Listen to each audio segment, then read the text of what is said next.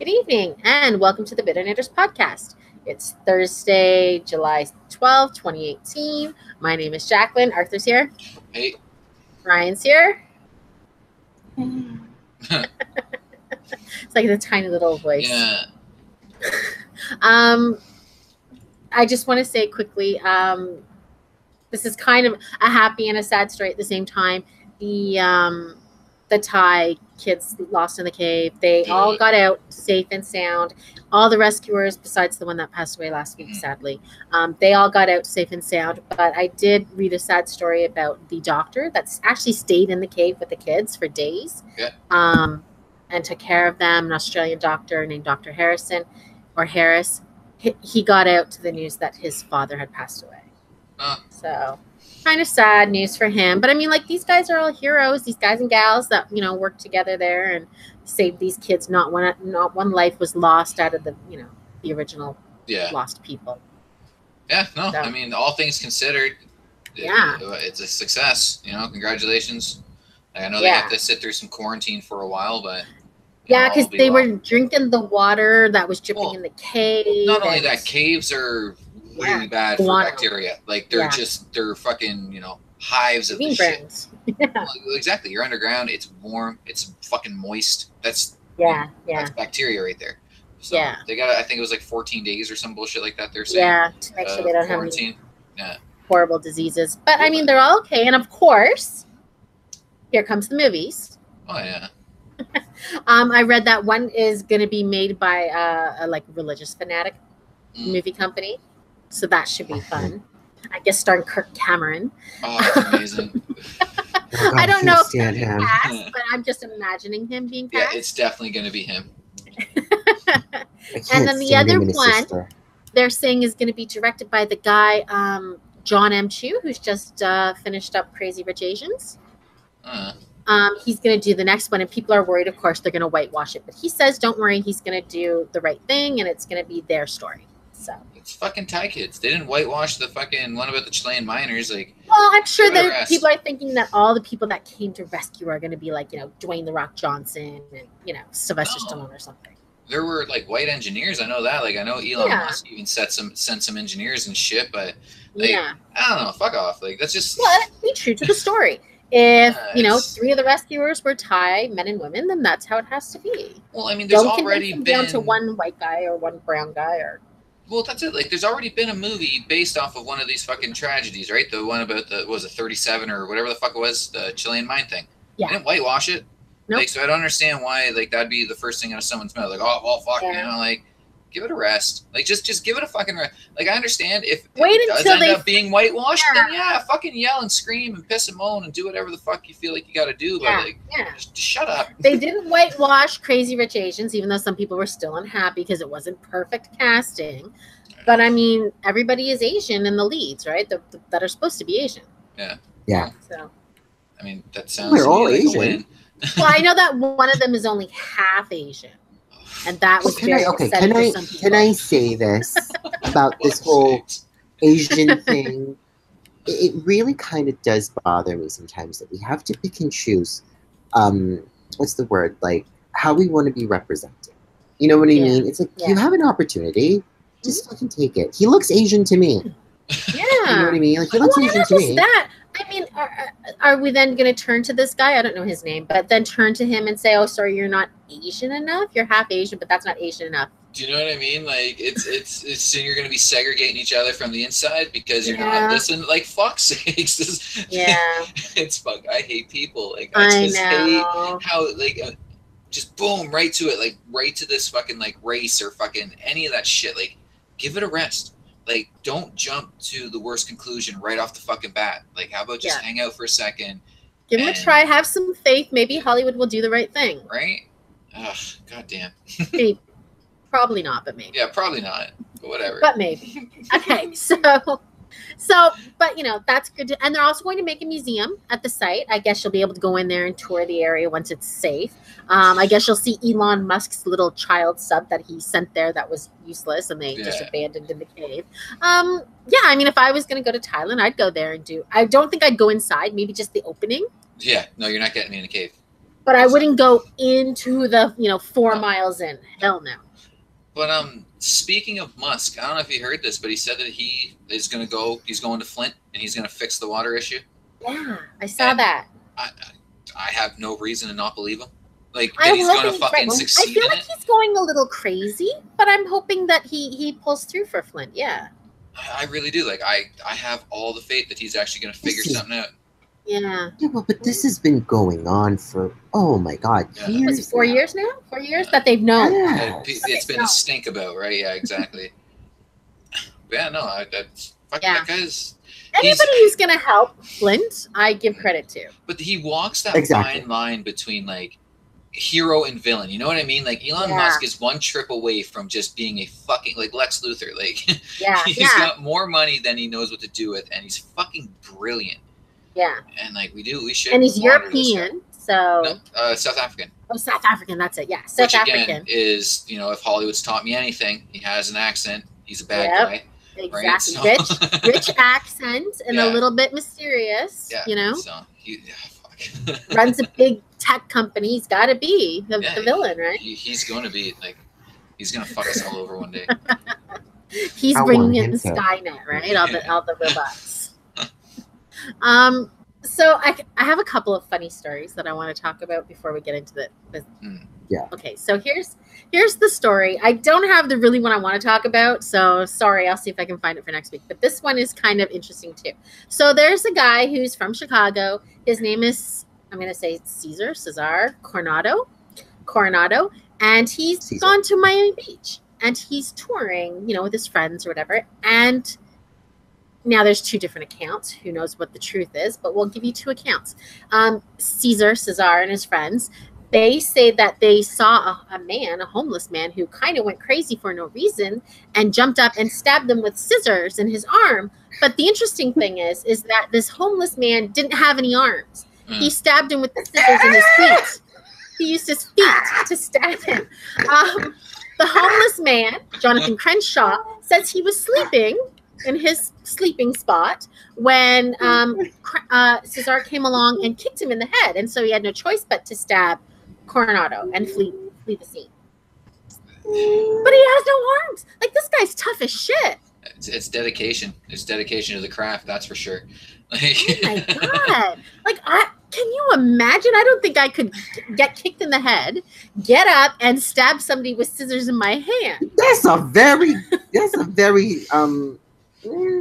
Well, I mean, it says a lot for someone who, I mean, let's face it, having no arms is a disability. So it speaks very well for people with disabilities. Like, look what you can accomplish. You can stab people still.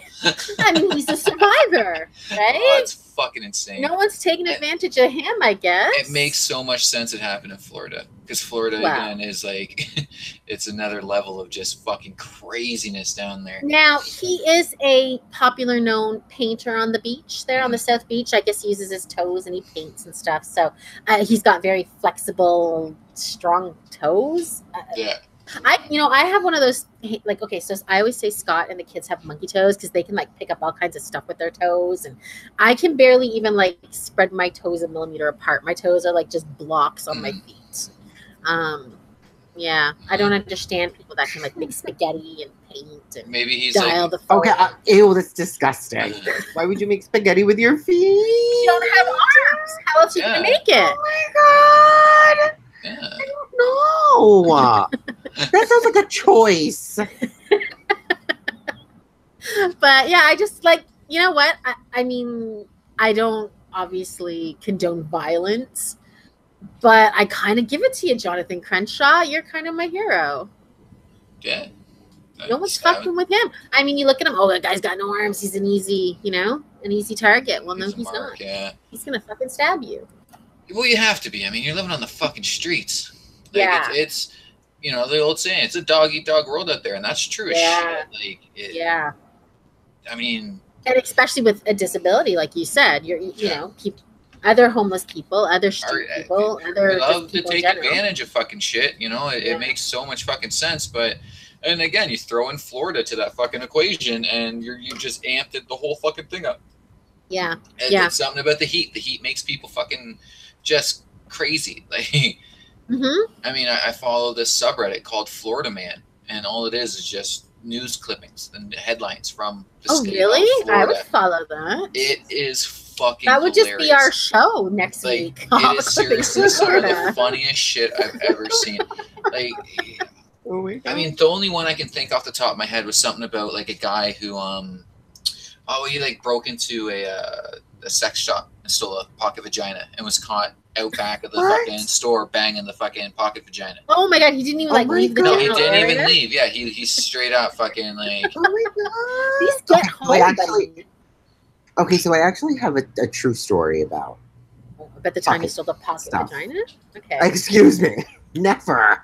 So I was in a adult store, and I was there with friends. And my friend had said to me, "Can you just hold this?" And it was like a huge dildo. It was like 12 inches or whatever. Was it in a package, or was it just? It was in a package. It was in a package. Okay. And I completely forgot that I was holding this thing. Honest to God, like, you know how sometimes you're just holding something and you forget? And we're about to walk out. She was like, "Oh, there's nothing here for me." I'm like, "Okay." You thought that I was trying to steal this dildo. Oh my god, Brian. And the thing is, too, and it's kind of true, who would forget that they're holding a 12-inch? No, people forget. Detachable I piece? work in a grocery store, and we have an acronym called MITCH, which stands for Merchandise in Customers' Hands, because people forget stuff in their hands. They put things over their wrist, like the produce bags, so they got a loaf of bread in their hand. Yeah, they forget stuff in their hands very easily. I don't know. Yeah. I mean, I would never steal and then, just right outside the door start putting it up my ass. Like, I have a funny sex shop story. Actually, this all goes into one. Oh, no, actually, it's two different stories. So one time I went to the sex store with Arthur's sister, Kate, and sister Patty and Harley. And we were in there, and the funniest thing, we were just looking around, and we saw a blow-up doll, and Patty was so mad because it was called Fatty Patty. And so that's funny. Sorry, Sister Patty. But it just makes me laugh every time I think of the doll. And then another time when the whole family came up, we went downtown and we were all going into the sex shop. And Robin, Arthur's sister, was such a prude. She refused to go in. She stood across the street and judged us from across the street. She wouldn't even go across to the store. That's lame. That's lame. That's lame as hell. Like, I'm actually kind of ashamed.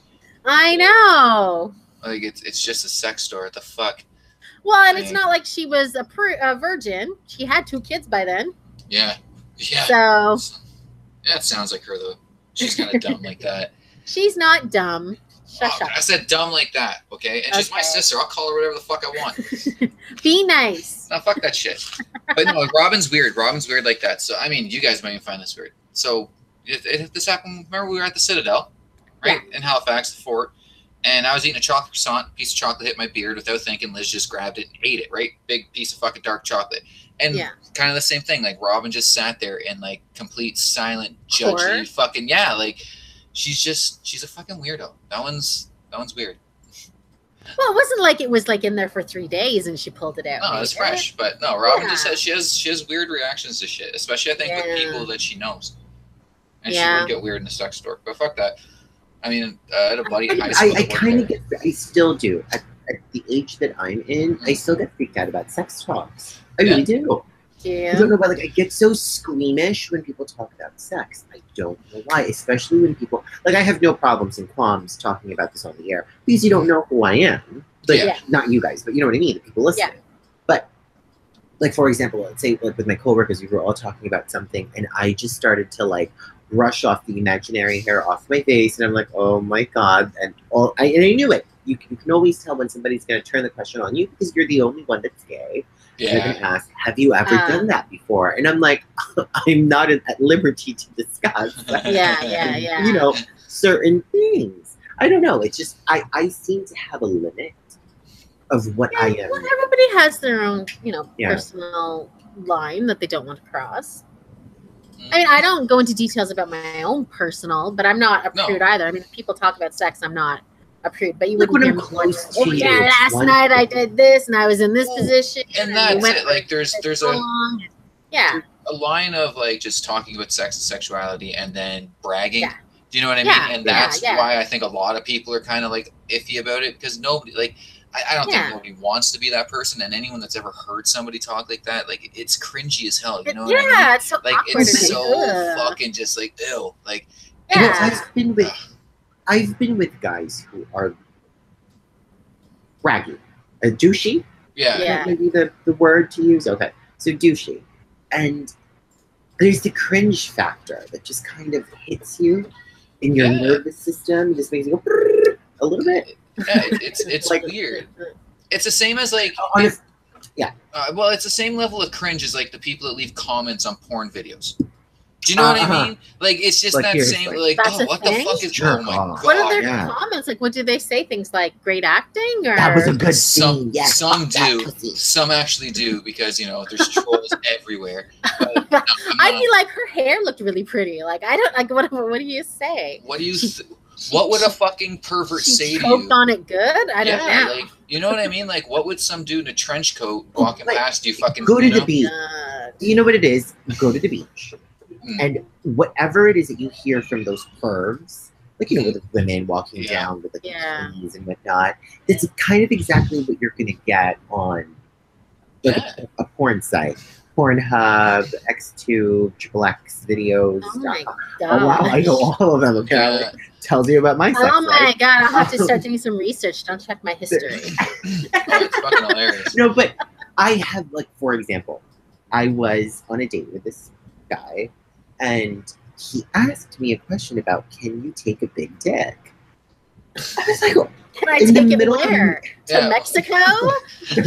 Well, you know, I was eating, and it was like the most awkward placement of a question because here we were Brian was like eating a corn dog. Yeah. Well, no. We were eating, and then we were actually discussing something important. Like I think we were talking about jobs and stuff. And they said, "Can you take a big dick?" I'm like, "What?" Like wrong. I would have been like, "Check, please." Yeah, it's weird. It's really cringy. It's really fucking just off-putting when people. I really think that. I mean, I don't know about guys nowadays, but I remember like some of the comments guys would say when I was younger, and I like always thought that this really got them out of those Penthouse Forum magazines and stuff, or like that's where they got those lines and those. Jeez. I guess now they get them on the internet. I don't know. People are just cringing. Incel.org. That make you go, so what the fuck were you thinking? Yeah. I was out with a girl, and we were hanging out at Target, and here I was just like picking up things, putting it in my cart, and she went ahead and said, "Oh my god, Ryan, look, you can put this up your ass." And I just turned around and was like, "What the hell is wrong with you?" Who says that? What the hell? You know what I mean? Well, but I think there's a thing, and you guys are both straight. There's a thing with gay guys. I think when you're hanging out with, well, I don't know, I haven't tried you yet. You should have said you put it in your pussy first, bitch. Well, no. Well, it was done distastefully, not quite like it wasn't offensive to me, of course. But there's this thing with gay guys. I think when you're a girl and you're hanging out with your gay friend, your Judy, as they call it, when you're hanging out with your Judy, and it just makes you think that you can say things sometimes about. So when we're hanging out, Ryan, I can't tell you to take like a giant zucchini and store it in your butt. No. Maybe I'm just wrong saying it. Like, I just can't imagine. No, the most embarrassing thing that ever happened to me, and this I kind of was really angry at that friend for, was when my friend had pointed out, "Oh my god, Brian, I can tell you're not wearing underwear." Oh, so they were staring at your ball sack? Or like what? Well, no, I was wearing light-colored shorts. Just to put it to perspective. Ryan, you need to wear underwear when you're wearing light-colored shorts. Excuse me, not if you're Mrs. Bitch. But and not too short, or your testicles will fall out to the pant. Well, I do a little trick, but you know we're gonna get to that. Okay. It really kind of made my cheeks redden, and I'm on my coloring. It's very obvious when I'm blushing, and your butt cheeks. No, well, no, the face. I was so embarrassed because this friend of mine, who I thought I could trust with stuff. I even pointed out to a bunch of people that I'm not wearing underwear that day. And it's like, are you kidding me? Yeah, you don't keep that up. You don't tell everyone. Yeah.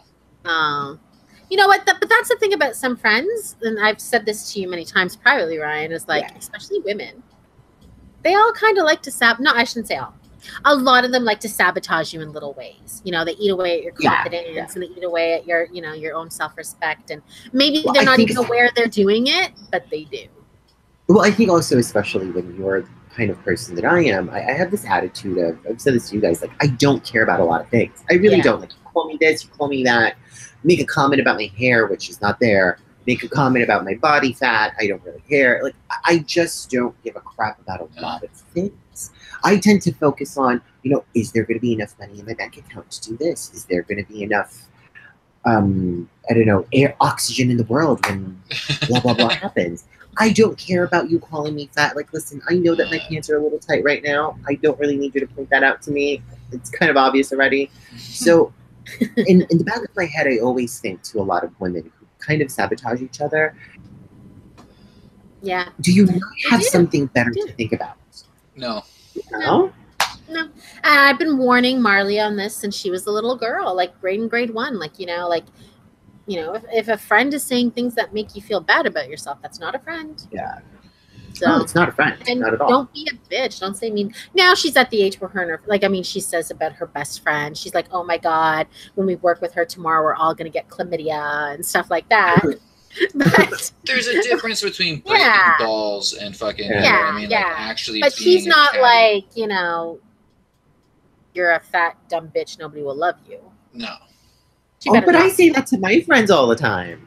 Yeah. Like I saw my friend recently and she got out of the car. I'm like, oh my God, did you feel that earthquake? She's like, what happened? I'm like, you got out of the car. Oh my God, that's so mean. Or like when she was sitting down and she was wearing a sleeveless top and it was tucked in. She had a lot of confidence, by the way. And I was like, oh, are we making muffins today? She's like, oh my God, you're such a bitch. You pull that shit on me when I meet you and I'll fucking find all your flaws. You better wear a hat, bitch. But I'll say this. But my friends always tell me, though, and I've been told, Ryan, it's like you're so savage. Yeah. I'm pretty savage sometimes. But you don't care about any, because she's like, I just want to find that one thing that's going to hit you. She makes fun of me for my divorce. She makes fun of me about my weight, my looks, my this, my that. And you know what I said to her? It's beyond thick skin. It's the fact that I know that you're my friend. Yeah. And that what you're saying, you kind of know what intent is too, right? Yeah. You're not trying to break me down. I said, first of all, you can't break down somebody like me. I'm already broken, bitch. Like, it's going to be very hard. You're going to have to put me together and then break me down. That's going to be really hard. Yeah, and I mean, it depends on the person who gets humor. I know sometimes, my dad used to always tell me that I hurt people with my jokes and my comments back when I was younger. I'm sure I still do now. I don't give a shit still, but, you know. Yeah. It's not what you say, it's how you say it. You know what I mean? Like, it truly, like, tone and, like Ryan was saying, like, how you know somebody obviously plays a huge part in that. I mean, like, me and my a random stranger saying that to my friend, I'd be offended for my friend. I'd be like, excuse me, you don't know her. Yeah. See, but at the same point in time, I take that old adage, you know, sticks and stones, you know what I mean? Like, I really take that to heart. There's nothing, like, as I've said before, for me to take offense to your words, that means that first I have to respect who you are. You know what I mean? Like, your opinion has to matter to me for me to take offense to anything. Well, that's the thing. If somebody shouted at me on the street, if I was walking down the street and somebody yelled, "Oh, you're hey fatty," or "Kill yourself, fatty," I wouldn't care. I'd just be like, "Whatever." Oh, I'm fat. Wow, I didn't know. But if I was walking down the street and somebody yelled at the window to my daughter, "Hey fatty," then I'm gonna chase the car and fight them. So, of course. Well, I have to. I have to care about you in order for me to give a crap about anything you say. And a lot of people have taken offense to that, or rather have taken offense to me saying that to them. For example, a family member of mine, him and I had a huge argument, and my mom was like, you know, you're pretty vicious with this person. And I said, I'd have to care about his feelings to care about what I'm going to say to him. Yeah. Just like what he says to me doesn't really matter to me. Like, I know for a fact that you're not going to make a difference. You haven't made one in the past 20-somewhat years. You're not going to make one today. Like, he's just my favorite thing in the family. Like, not today, and not today. Like, you're not going to do it to me. Exactly. You know, like, because I've not. I guess to kind of put a little bit of background story on me, I've been through a lot, and I'm not using that to be like, oh, pity on me. I'm the fuck. Oh my God, Ryan, your story's so sad. Yeah, like my life story is so bad. Like things have happened, but a lot of things have happened to me, and I'd have to let you in for what you have to say to matter. Yeah, exactly. Like somebody always like, you're listening to a one-sided story. You heard somebody else's part of the story. That is your perception of what you think I am. In order for that to matter to me, you'd have to get to know my personality. You'd have to know my perspective as well for it to matter. And I don't care enough to tell you the story. You know what I mean? Like, so you can kiss the blackest part of my ass. Honestly. All right. Okay. Well then. So let's talk about way today. sassy. Let's talk about the next story. I can't wait to hear Arthur's opinion on this because we've talked about similar stories before. So there's a big story that blew up all over Canadian news today, and it's kind of hysterical in the same way. So down in Nova Scotia, they do this game called Chase the Ace, which I guess you buy a ticket and then you pull out a card, and if you get the ace of spades, you get to win the jackpot. And it builds up quite big. So this jackpot got to $1.2 million, which is pretty big, you know, for a little small town in Nova Scotia. So written on the ticket were the names of two people, Barb Reddick and her nephew, Tyrone McInnes. McInnes, yeah. And so when they went to get their winnings, the ticket was split. So they each won $611,000. Immediately after they got the big giant check, Aunt Barb went fucking ape shit. She's like, no, I'm going to sue him. He doesn't get the money. I just put him on there for luck. He's not supposed to get half the money. Stupid bitch. You wrote his name on the ticket. Like, it was his phone number, the contact info too. Like, I mean, I could understand the anger if you say like, well, he had nothing to do with this. He just fucking, put his name on the ticket. Yeah. But you put his name on the ticket. You're dumb, lady. You're fucking dumb. Yeah. Like, everything was hunky-dory before you won the money. Now you're just trying to fuck him and over. Shit, didn't he bring good luck? Yeah. And she's going to spend her $600,000 trying to get the other $600,000 and is going to lose. Yep. Yeah. That's one of the funniest things. Like, that's one of the funniest things about these types of stories, is so many people, like, they get a little bit of inheritance or a lottery win or something stupid like that, and they end up fucking squandering their entire small fortune fighting fucking family members and other assholes, you know what I mean? Like, it's like, money's great and all, but it makes people fucking just so stupid. It makes them so fucking stupid. Oh, it does.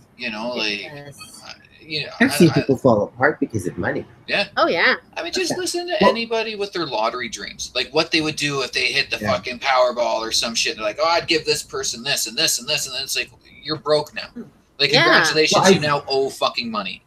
Yeah, and you have to be careful because if you said that, and like, if Arthur said, oh, if I win the lottery, I'm going to buy Jacqueline a house. Yeah, that's now legal. Now, when Arthur wins the lottery, I'm like, where my house at? Yeah. Well, I read this story earlier today while I was at work, and I was reading it, and I kind of really got angry at the aunt because it's not like he forced you to put his no one told you to do this. You did this on your own, and a lot of people don't think. We have to go back to the whole Spielberg divorce. Do you guys remember this? Yep. About how the prenup was written on a piece of napkin. Yeah. I think, if I'm not mistaken, right? Yeah, a cocktail napkin, and he thought that this was not valid. It's legally binding, yeah. And it was legally binding. It was found in the court of law that it was that it was something that was legal. You could use that in the court of law. And a lot of people don't think about this sometimes when they do something that involves money. Yeah. You sign a piece of paper because you're so quick to do something, and all of a sudden you're like, oh, shit.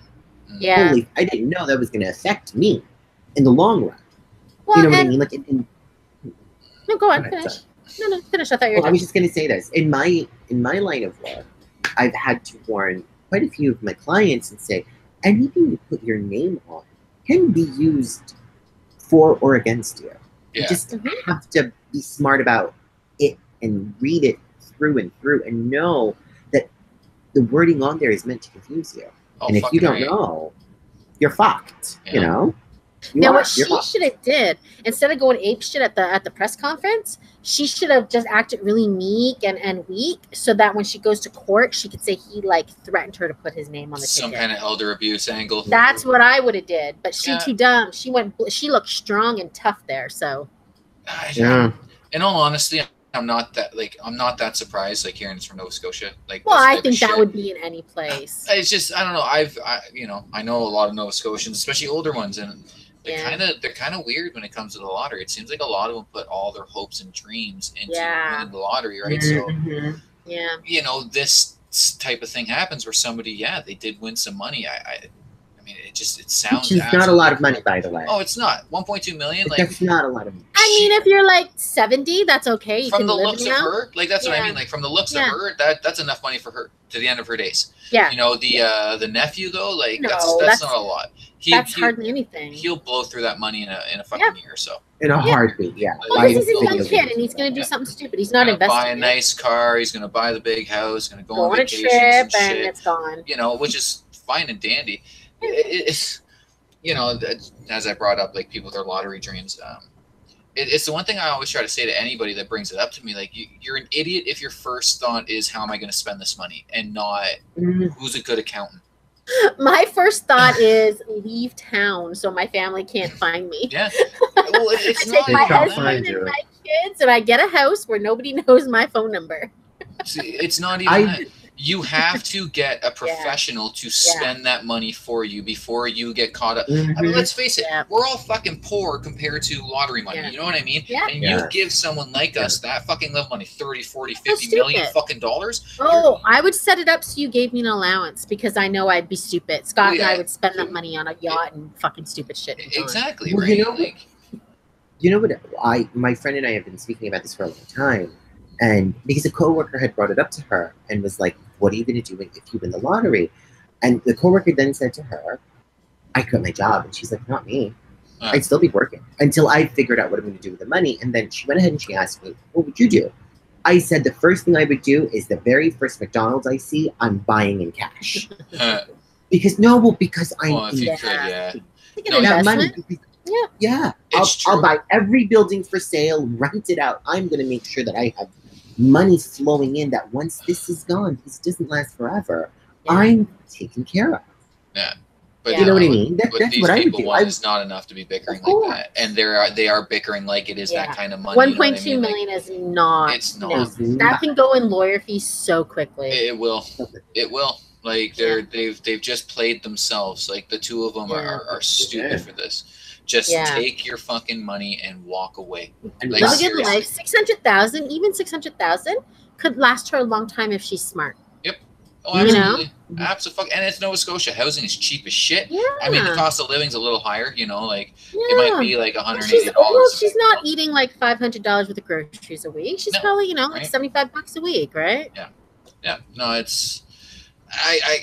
I hate these lottery stories. Like, I really do, because it doesn't make you sad to see that. The way that people get money hungry, you know what I mean? And I even share the same sentiment that you were saying, Jacqueline, about how having to get away from your family and shit like that. Yeah. And it's not even that I'm scared that, like, families banging down my door and what have you. It's just, I would be scared of this. You know what I mean? Like, I would be scared of people trying to take my ass to court. Say, oh yeah, 25 years ago, Jacqueline said if she ever won the lottery, she would give me $1 million or something, right? And it's not, and everybody who knows me, and I'm sure everybody who knows Arthur, if we won big money, we would help families. We wouldn't be greedy. You know, right? I always said that, like, I mean, again, you don't give out millions of dollars to individuals. Like, that's the stupidest thing. I always said that I would put it in fucking trusts. Yeah. You know what I mean? Here's a mortgage, here's your car payments, insurance, all your fucking. That's what I would do. I'd buy a house, pay off your taxes and your hydro and everything for like 5 years. After that, everything's fucking set for you. Do your fucking thing, But I don't know. I just, at the same point in time, as nice as it would be to win the lottery, I wouldn't want to, because of this fucking bullshit. It's a lot of headache.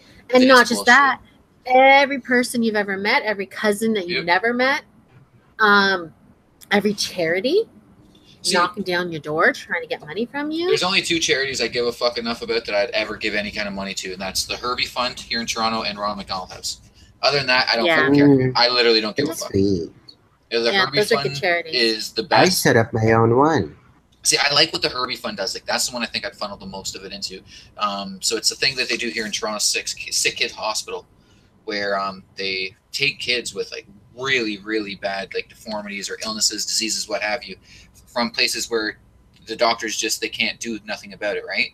So they fly them and their entire families here to Toronto, and they pay for like all their living expenses. If there's other kids, they get to go to school and shit. Like I just love it. I fucking love it. To me, like, that is like the most Canadian fucking charity I've ever heard of. Yeah. Like, oh shit, we can help these fucking kids. You know, I love it. And obviously Ronald McDonald House is another fantastic one. They're good. I like the camps that let, like, you know, not even just disabled kids or sick kids, but just kids from the city that, you know, maybe, because camp is, you know, thousands of dollars a month or a week. It's ridiculous. So I like the ones that send kids to camp. Like the Tim Hortons camp is good. I know a lot of that money doesn't go to the Tim Hortons kids, but like a camp like that, I think it's good. Even that one, because my Uncle Scott, not your husband, but my father's brother, actually got to go to the Tim Hortons camp. Both my kids went to Tim Hortons camp too. That's amazing, right? Like it's great. So you know, like, I couldn't afford camp for them. The only camp I could have afforded was one of those hardcore Bible thumping camps, which are like $300 a week. And I was like, nope. Oh my god, it's so expensive. A regular camp, Ryan, is like literally more than my rent for a month, and for them to go for 1 week. For 1 week.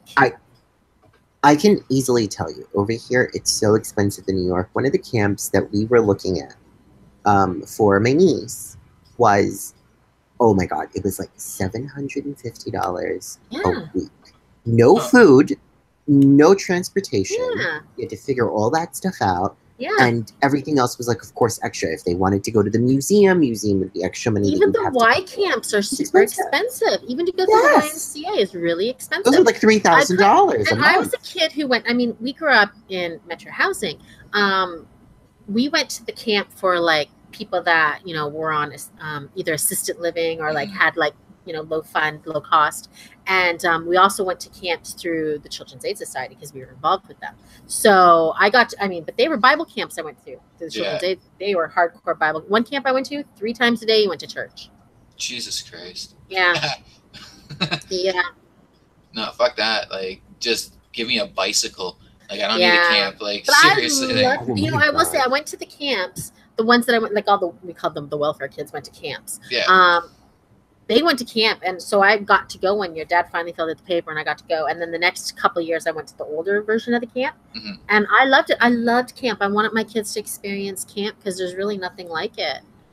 No, not really. You know, but I still wouldn't pay that kind of fucking money. Like, no, I didn't have it. I didn't have it. That's why they had to go. I was so happy they got nominated for Tim Hortons camp and got to go. Because I mean, in all honesty, that kind of money, I mean, you'd be better off just renting a cottage. Yeah, and Sister Patty's son Lucas, he got to go to, pretty sure he got to go on the plane and went to the Quebec camp. All right, that's pretty cool. Yeah. That's pretty cool. Yeah, you know, the only camp I was ever allowed to go to was like Camp My House. Yeah. I know, and that's the thing. That's what I'm talking about, like inner city kids. That, you know, there's a lot of kids that don't get to go to camp. See, I got to go out east every year. Well, that's pretty exciting stuff too. I never had the experiences that like most kids did. Growing up, of course, growing up in the Philippines and having an affluent family, we just had to kind of be a little bit, what's the word, secluded from the from everything that was going on. And then, of course, when we came to the United States, things were very, very different. Somebody always had to be at home, kind of like watching over the younger ones. So, of course, that was appointed to be me, unfortunately. Oh, to help your parents. Really had those. They didn't kind of. I never had those experiences. So I don't know what it's like to go to sleepaway camp. Like when people ask me those questions, not that I get annoyed. It's more like I can't relate. You know, they're starting to have adult camps. Bitch, no. I know that our friends Spencer and Dia, they go every once in a while, or they go to like a zombie camp where you get to be the zombie or you get to do the survival stuff, and they go for a weekend, and you know they chase or they get chased and they build defensive things, and it's fun for them, right? And I think that's great fun. Sounds like torture. Sounds like LARPing.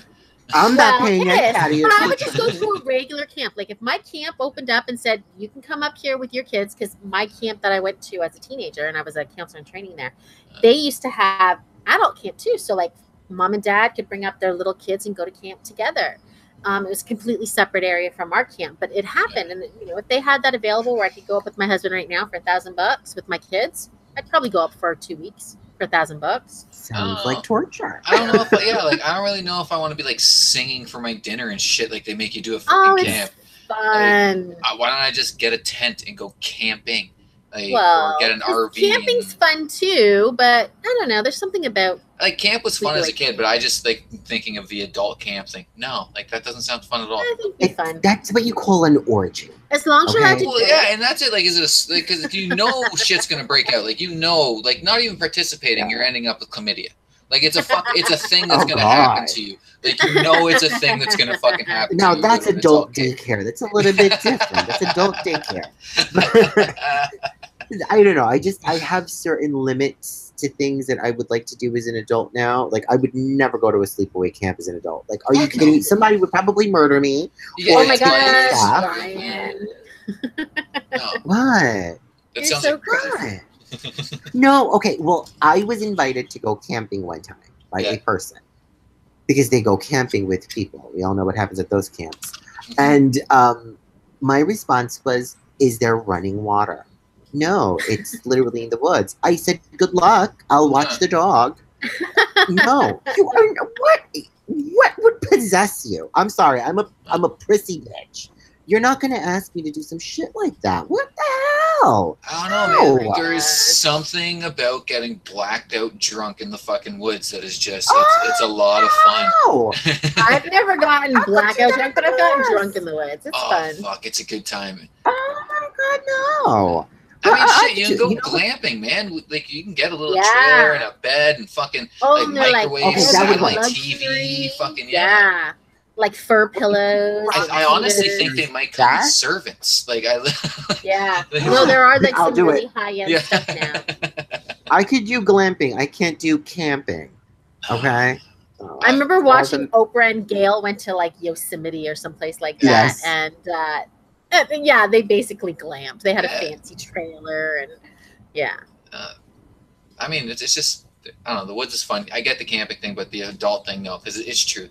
Like, that's just an orgy waiting to happen, and I'm not about that life. Like, I'm not. I need to smell that smell. I don't. But every time you go up to a friend's cottage is not an orgy, I'm assuming. Oh well, no. The last time I went to a cottage was me, Liz, and her gay friend. So not really much of orgy potential there, because I mean he's like full on gay. Like there's no, you know what I mean? Like, listen, Arthur, some people could get real colorful. Is he looking for a boyfriend? We know a single. Oh. No, he's happily taken. Dang it! Yeah. Break up that relationship. Break up that relationship. I'm not about that. I am happy to announce I found somebody to be with. Oh, really? Let's hear his name. His name is Burger McDonald. Yeah. Treats me very, very well. Actually, his name is DoorDash because he just delivers all the stuff to me. Take my money. Everything you want, he brings it to you. The tip of your fingers. That's a pretty sweet deal. Okay, so let's talk about the next story. I always find these stories interesting. Now, I know Arthur is pro execution for criminals. I'm not, but we know that in the States, there's many states that have execution. So Nevada's about to have its first execution, and I think it's since 2007. So 11 years. They went to have it yesterday for a guy named Scott Dozier. He's in there for, I guess he gave drugs to people or somebody died and he chopped them up. 2 people he chopped up. I don't know. He sounds like a real great guy. Yep. So anyway, he's getting the death penalty. Now Nevada, because America's having a shortage of the drugs that you use to do the lethal injections. Yes. So Nevada came up with this great idea to use a combination of 3 drugs. So there's the first drug is a sedative. The second drug is fentanyl. And the third drug kills you. Or sorry, the third drug immobilizes you while fentanyl kills you. So people are upset because we're getting fentanyl. Are you getting it from the black market? Yeah, the Chinese. And then it's like, what kind of message are we sending out? Well, we should send out that fentanyl can kill you. I have no problem with that. Well, but the company that makes the sedative, do you know how to say this, Arthur? Midazolam? Midazolam? Murder weapon. I have no idea. You know what I mean? The first sedative, the company that makes it is upset because they're saying that the state of Nevada obtained this drug under false pretenses. They didn't say that it was for capital punishment, and they kind of don't want their name associated with a capital punishment drug. That's fair. Yeah, it's fair. So now this guy's execution is on hold until all this is sorted through the law. Good for him, I guess. So that means 2 last meals? I guess. Like, was he like right there? Were they about to fucking fry his ass? Yeah, I don't think he got into the chamber. I don't think he got as far as the chamber. This bothers me a little bit, and I know that Arthur agrees with the death sentence, and Jacqueline disagrees with it. Not to put out what I think, but my perspective on the death sentence is that, can we at least let them die with a little bit of dignity? You know what I mean? I think this is one of the better ways to go. If we're talking dignity, lethal injection is the way to go. I mean, you know, there's no convulsions, there's no foaming at the mouth or anything. I know, but it's like the fact that we're just moving, then it's not. Well, but the fact that we're just kind of willing to, and this was the case I was going, I don't remember the state. I'm sure, Jacqueline, we've spoken about this a while back, with you-know-who, when we were still on that place. Oh, yeah.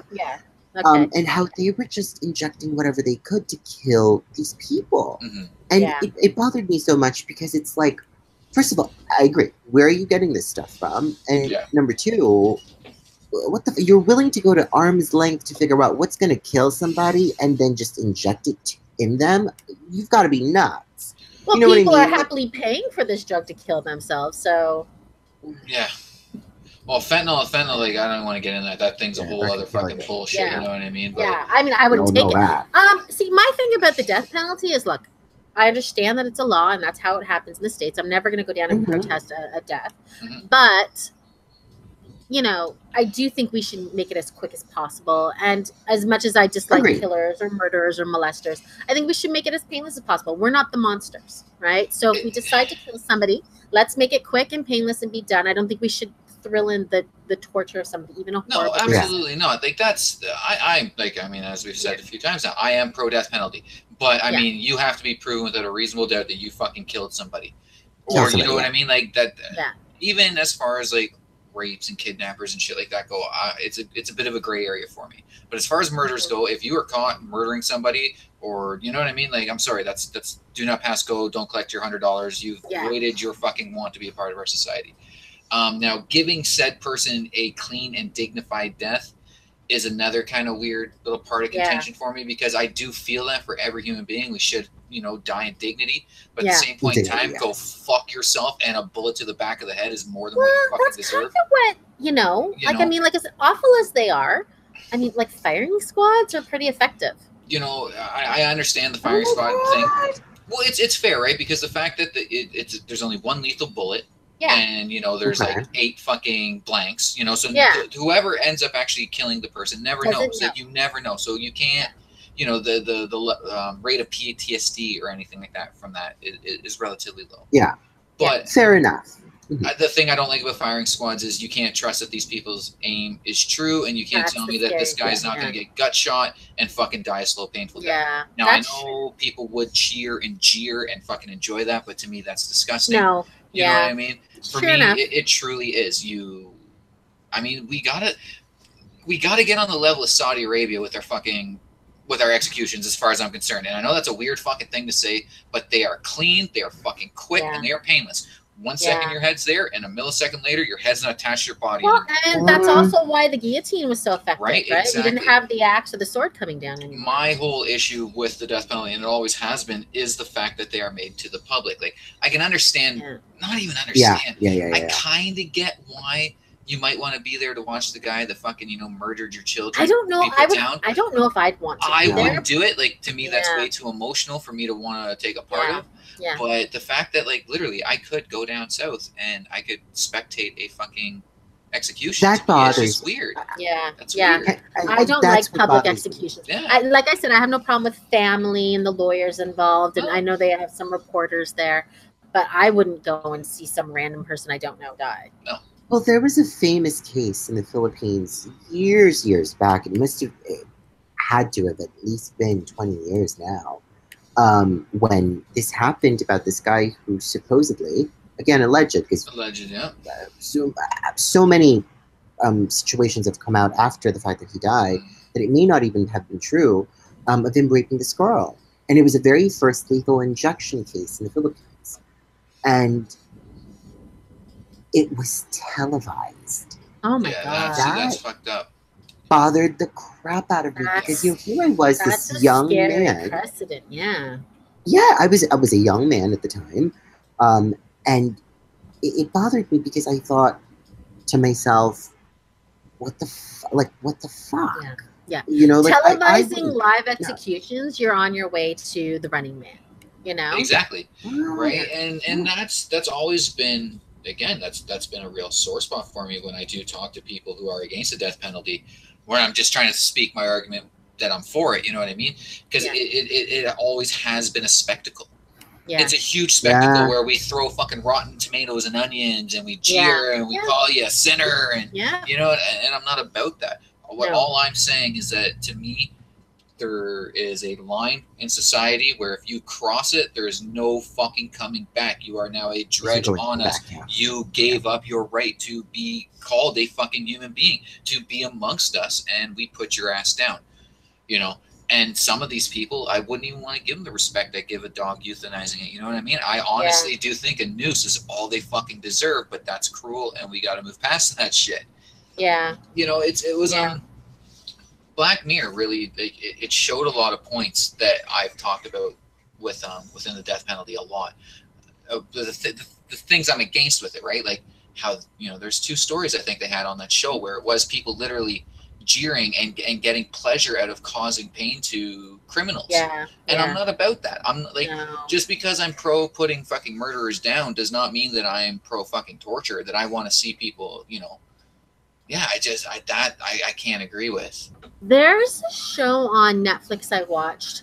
Oh gosh, it's about death row people. And probably Life on Death Row. Is it? I don't know. There's only a few episodes. I think it's a British show. Okay. And I mean, I'm watching it, and these are like horrible people. And they talk to some of the family members, and they talk to the death row people sometimes, or they show their court cases. And some of the stories go right up to, you know, the day of their death or the day before their death. And some of them are, you know, I mean, I was crying. I'm like, this is a horrible murderer, but I'm crying because he's still a human being. You feel tons of empathy. Like, and that's the thing. Like, we are still humans at the end of the fucking day, you know, even these murderers and these fucking people, you know what I mean? They are still human beings, and you can connect to them on any level. You know, I mean, there's a few that you can't, you know, like that Iceman killer. I don't know if you ever watched his interview. Like, it's hard. It was hard for me to connect to him on a fucking human level. Like, I was just a pure fucking monster. But I mean, again, it's just. There was one. It was a youngish kid, and I mean, he wasn't young. I don't want to say he was like a young kid, but I mean, you know, maybe 19. And he admitted to what he did, and he didn't fight the death penalty. And the judge was even sitting there, and she's like, you know, this is a young guy, and he had options available for, you know, for himself legally, and he refused to pursue it. And she's like, she felt, and the judge was crying. She's like, I feel like I failed him because, you know, he still had legal options and he wouldn't do it. And he, you know, and now he's gone. He's dead. He accepted his fate. He accepted that he fucked up. You know what I mean? Yeah. I get it. It's a sad story, but I mean, I kind of applaud the conviction of a person that could be like that. You know what I mean? They'd be like, no, like I fucked. And one of his biggest reasons for doing it, and that's what made me cry for this guy. He's like, you know what? I have a little daughter, and I have my baby. He didn't say baby mama, but he goes, you know, my woman, and I don't want to do that to them. I don't want them to have somebody on death row. Yeah, fair. Yeah, respect, I mean, bud. You know, he wasn't the worst person in the world. What he did was awful, but he wasn't the worst person in the world. Well, you know? and that's what I mean, though, right? Like, we can't forget that these are humans. You know, and as much as I get angry and I say, you know, fucking take them up north and set them adrift, like, fuck you, you know, they are still human beings, and we cannot get to the point, again, where we get joy out of torturing human fucking beings. Like, you know what I mean? We were there not that long ago, a couple hundred years ago, even up to like 60 years ago. Like, I think our last we do not here in Toronto was in the early 50s. Yeah, something like that. The last, But you know what I mean? We do not want to get back to that point. We do not want to be those fucking people again. And I don't just mean Canadians or Americans. I just mean people fucking, you know, worldwide. Yeah. We do well, what not better want to would be those be than the Al-Qaeda's or the Al-Qaeda members who ISIS, beheaded, right? or ISIS, who beheaded these people on video and sent it to their families and for our governments to see. We just have to. We can't forget that these are humans. Well, this happens in South America too, Ryan. It's not just Al Qaeda and ISIS. No. Yeah. Oh, well, no. I'm staying in that perspective because, of course, to American listeners who are listening to that, that's the one thing that's going to pop into their head. Yeah. You know, I hate it. I'm not talking about this from like a religious point of view or whatever. Forgive, blah blah blah. At the end of the day, I'm a human fucking being. And you hear me say, "Oh, kill this person, do this, do that." However, at the end of the day, you have to learn to take your emotions out of the situation and think about it from the perspective of this is still a human being. Yeah. I mean, are we just going to let this happen to a human being like that? They have mothers, fathers, brothers, sisters. You know what I mean? Like, you don't want to be dragging them through the street by a fucking rope, But at the same point in time, you fucked up. Your society card got revoked. Unfortunately, this is the consequences of said fuck up.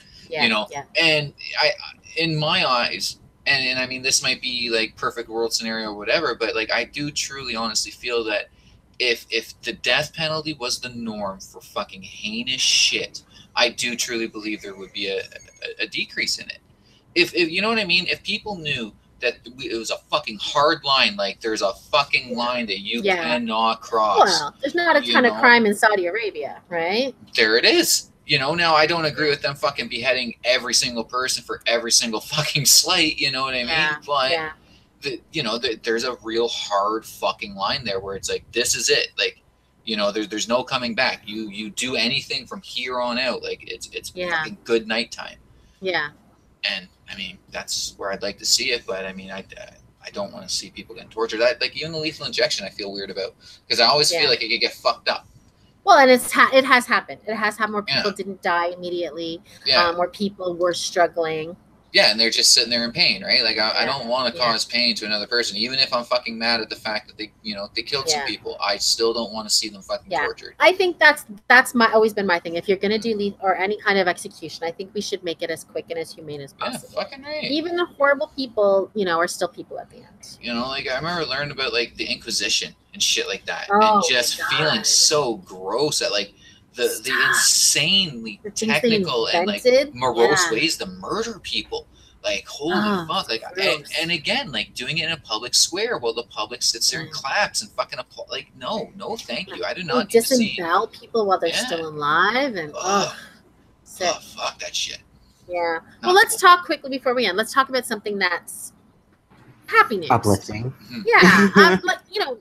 Arthur and I always like to talk about science breakthroughs because, we're intrigued by them. So here's the story of a little girl, and I mean little girl. She was only born May 18th. Her name is Georgia Bowen. She was born through an emergency C-section. As soon as she was born, she cried, and then she went into cardiac arrest.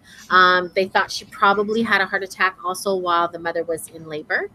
And a large portion of her heart was dead or very close to being dead. Yeah. So what they did is they tried something that had never been done before in a living human being. They injected her heart with 1 billion mitochondria. So remember, the one thing everybody remembers from science, mitochondria are the powerhouse of the cell, right? I don't remember that. Oh, you don't remember that? I thought everybody knew that. Okay.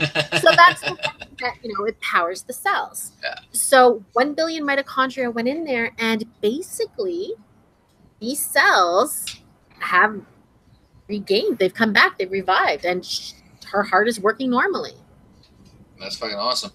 That's amazing. And like, what potential? Like, and all the people we know that have had heart attacks or strokes that could help. Yeah. People with lung disease. Yeah. Could possibly help. This brain damage, maybe. Yeah, medical science is and this doesn't have to come from, quote, fetal tissue, people. This is mitochondria. I don't know where they get them, but still. Yeah, right. I don't know where they get the mitochondria. But I mean, amazing. Yeah, I don't know. I wouldn't even have. We can do this, but we can't teach some people to shave their upper lip. God. I like my mustache, man. What the fuck? No, not you. Some of the people will. I'm not gonna mention some names. No, but this is pretty cool because then to be able to revive somebody who was literally dead or had a organ that died, that's amazing. How quick is it from somebody having a heart attack to medical, like first responders working on them? Yeah. You know what I mean? You got to imagine there's going to be tissue death in that time. Exactly. If this could fucking help us, help restore some of the. If we can keep somebody alive long enough to get there and get the mitochondria injection, I mean, that's cool. That's really cool. That can help. I mean, that's the biggest death in the world, right? All over the world right now is heart and stroke. Yeah. So they always say though, like if you get a heart attack, the first response should be within about longer than 4 minutes. That's it. Brain dead. Well, 3 minutes, the brain starts to die from oxygen loss. But I mean, the human body is a miraculous thing, and well, if somebody's doing CPR, the blood's still going around, right? Yeah. Therefore, oxygen hopefully is still going through the body into the brain. So, if somebody's doing CPR, you have longer. Yeah. That's why they work on you for like they worked on my dad for I think like 45 minutes to an hour, if I remember correctly. So they try. Yeah. Oh, of course. I mean, they are medical professionals. That's their job, and that's their calling in life. Yeah. Unless you're a young black kid who got shot in the street, they just put a blanket over you and pretend you're dead, even though you're not. Yeah. Did you hear that story a couple weeks ago? No, I can't say I did. Yeah, the guy got shot. Mm-hmm. I think I don't know if he was shot by cops or if he was shot in, a gang thing. But the EMS showed up and just put a blanket over him, never even checked his vitals. And while he was laying there, he started to move around. People were like, he's alive. Jesus fucking Christ. That's something special. Like, that's something fucking special right there. Yeah. I mean, again, like, is it a race thing? Is it you know what I mean? I don't want to comment on that shit. No, but I don't that's know. a scummy human being fucking thing. I know that much. You gotta at least check the pulse. And then there was the story. I didn't read the whole story, but there's the story of the lady in South Africa who at her funeral woke up. So that's fucking. Oh my god. That was just a couple weeks ago too. Oh my god. I mean, I guess she wasn't embalmed, but thankfully, a buddy of mine was showing me this shit. I don't know if you guys have. It's called extreme embalming, where they like set the bodies up in like these like. You show me this one picture where this guy died and they agreed to this extreme embalming, and they set him up at their house at a fucking poker table. Oh my gosh! It's the weirdest fucking thing I've seen in a long time. Like, it was so creepy. Like almost Victorian era level fucking weirdness. Like, oh, that's weird. Yeah, it was fucked up. It was fucked up. Okay, well, that'll be the end of the show. That is weird. Everybody look that up.